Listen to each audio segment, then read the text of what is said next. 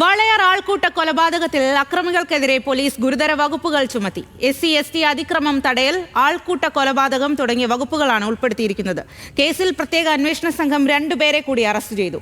അതിക്രമം നടത്തിയ കൂടുതൽ പേരെ തിരിച്ചറിയാനാകാത്തതും സംഭവ സമയത്തെ മറ്റു ദൃശ്യങ്ങൾ ശേഖരിക്കാനാകാത്തതും SITക്ക് മുന്നിൽ വെല്ലുവിളിയായി തുടരുകയാണ്.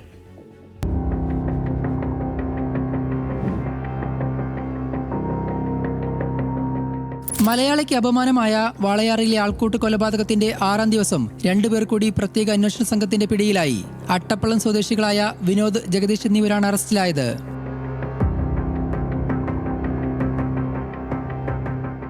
രാംനാരായണിനെ തല്ലിക്കൊന്ന സംഘത്തിലുണ്ടായിരുന്ന മറ്റു ചിലർ ഇപ്പോഴും ഒളിവിലാണ്.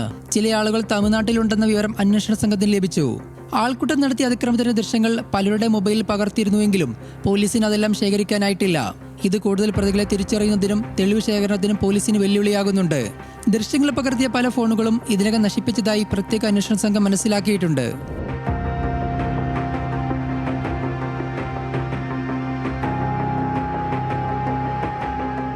SC/ST അതിക്രമം തടയൽ, ആൾക്കൂട്ട കൊലപാതകം തുടങ്ങിയ വകുപ്പുകൾ കൂടി പോലീസ് അക്രമികൾക്കെതിരെ ചുമത്തി. റിമാൻഡിലുള്ള 5 പ്രതികളെയും കസ്റ്റഡിയിൽ വാങ്ങി ചോദ്യം ചെയ്യാനുള്ള നടപടികളിലാണ് SIT. നാളെ കോടതിയിൽ കസ്റ്റഡി അപേക്ഷ സമർപ്പിക്കും. അന്വേഷണ ഉദ്യോഗസ്ഥർ അട്ടപ്പള്ളത്തെത്തി വീണ്ടും പ്രദേശവാസികളുടെ മൊഴി രേഖപ്പെടുത്തി.